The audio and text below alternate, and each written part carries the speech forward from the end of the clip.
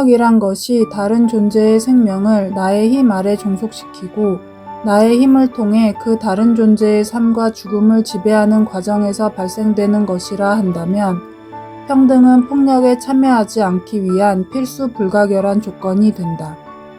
소유물의 차이, 권위나 지위의 차이로 인해 발생되는 사회적 위계는 사회 구성원들 간 지배와 예속의 관계를 낳고 그로부터 모든 존재가 동등하게 누려야 할 생의 자유는 부와 권력에 따라 차별화된다.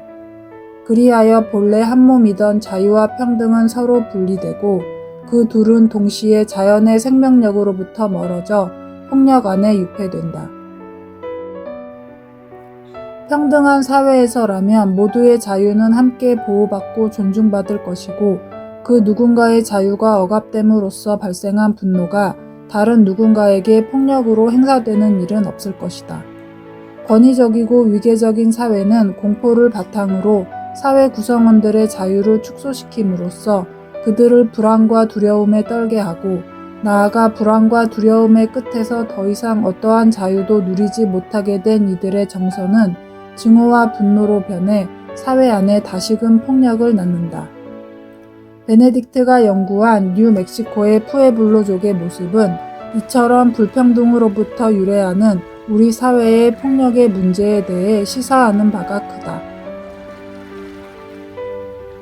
푸에블로족에 속하는 한 부족인 주니족을 관찰한 바에 따르면 그들은 사회 안에서 남들보다 특별한 권위를 누리는 누군가의 존재 자체를 인정하지 않는다. 심지어는 달리기 경주에서도 누군가가 경기에서 계속해서 승자가 되면 그는 아예 선수 명단에서 제외되어 버린다. 다른 많은 부족들의 경우 사회적 권위를 표출하고자 하는 성인들의 폭력적 행위와 방식을 통해 아이들의 성년식이 치러지는 것과 달리 주니족은 성년식에 그다지 특별한 의미를 부여하지 않으며 아이들에게 성인들의 욕망에 따른 권위적 명령을 행하지 않는다. 모계사회를 구성하고 있는 그들은 아이뿐 아니라 여성들에게도 무척 관대하다. 집 짓는 일은 남자들의 몫이지만 집의 소유는 여성들에게 돌아간다. 그들은 여성들이 간통을 저지른 경우에도 그러한 사유로 인해 폭력의 행사를 정당화하지 않으며 다만 그것은 여성이 남편을 바꾸고 싶어 한다는 의미로 해석한다. 주니족의 여성들 또한 경제적 소유물에 따라 남성들의 가치를 평가하지 않는다. 그들에게 좋은 남성이란 그가 가진 경제적 지위와 연관되는 것이 아니라 상대방을 기분 좋게 하는 말솜씨와 관대한 성격 등에서 찾아진다.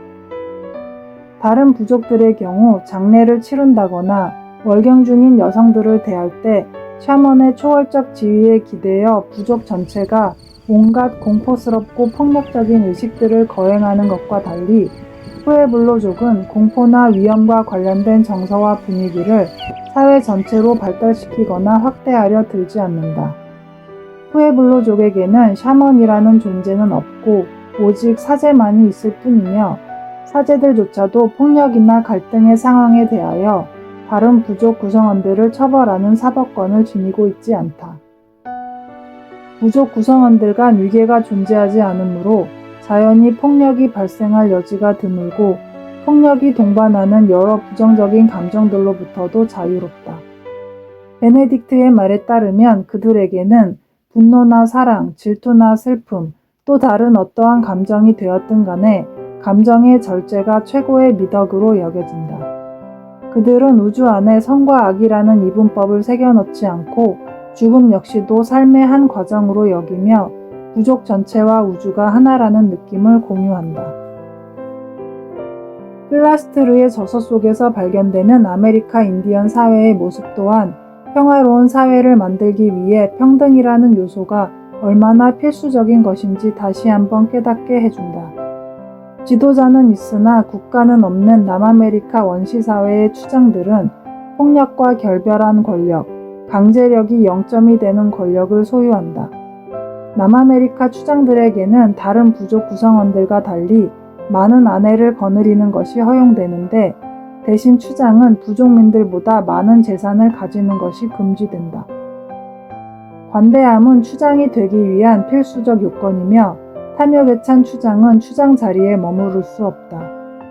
추장은 다른 부족들에게서 얻게 되는 온갖 종류의 전리품이나 선물들을 추장의 부족 구성원들로부터 요구받는 상황에 닥칠 수 있는데, 이때 추장은 어느 경우건 그것을 거절할 권리를 갖지 못한다. 추장이 자신의 재산을 원하는 부족민들의 요구를 물리칠 경우 그는 그 즉시 자신의 지위와 권력을 유지시킬 수 없게 된다.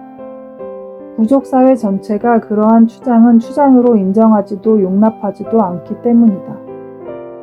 또한 추장이 되려면 부족사회 전체를 평화로 이끌 수 있는 뛰어난 말솜씨 역시 지니고 있어야 한다.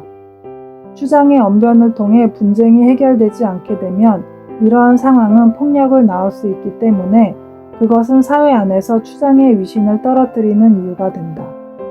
이러한 점은 소위 문명국가 안에서 정치가의 언설이 또 하나의 폭력이나 강제력이 되어 조직의 평화를 말살하고, 그리하여 그 언설 자체가 여타의 물리적 강제력과 구분되지 않게 되는 사태와는 사뭇 다른 것이다.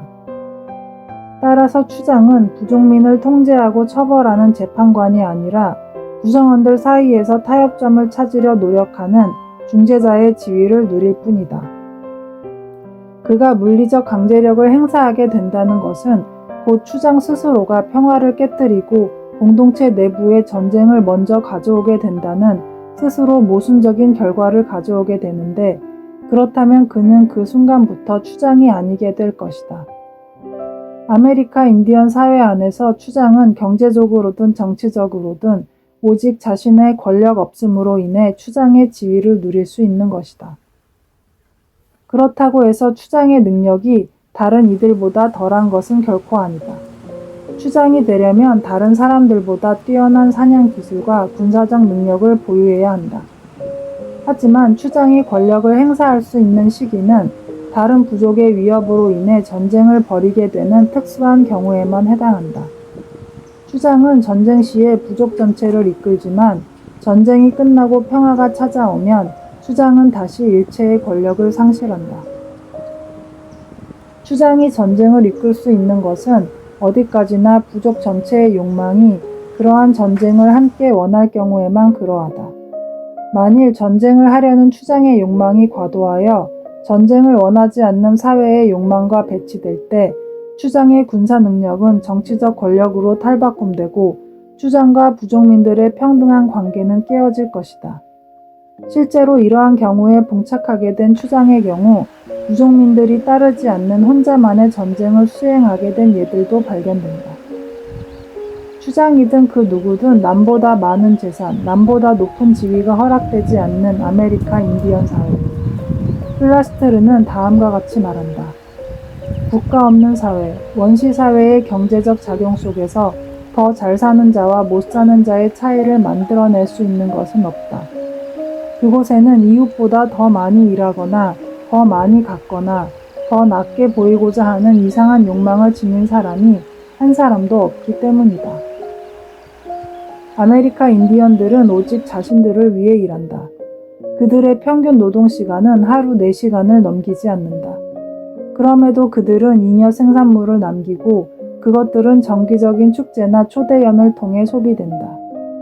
자신들을 위한 교환과 생산이 아닌 다른 사람을 위한 초과 노동에 대한 거부, 사회적 필요에 의해 제한되고 결정되는 공급량, 경쟁과 불평등에 대한 금지, 이러한 것들이 바로 평화로운 아메리카 인디언 사회를 특징짓는 것들이다.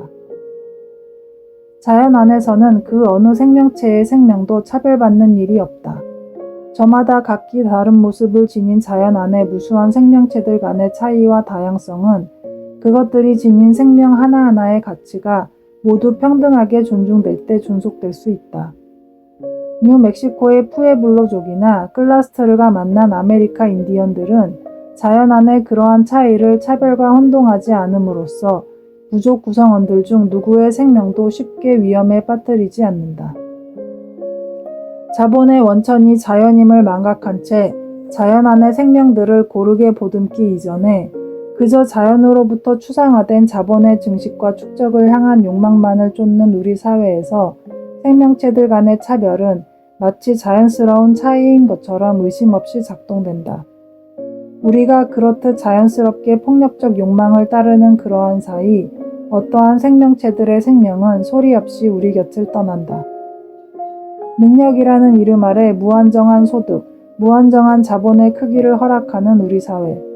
타인과 나누어야 할 자본을 홀로 전유하는 지도층의 능력은 저 아메리카 인디언 부족 사회에서라면 그저 그들의 무능력으로 증명될 뿐이다.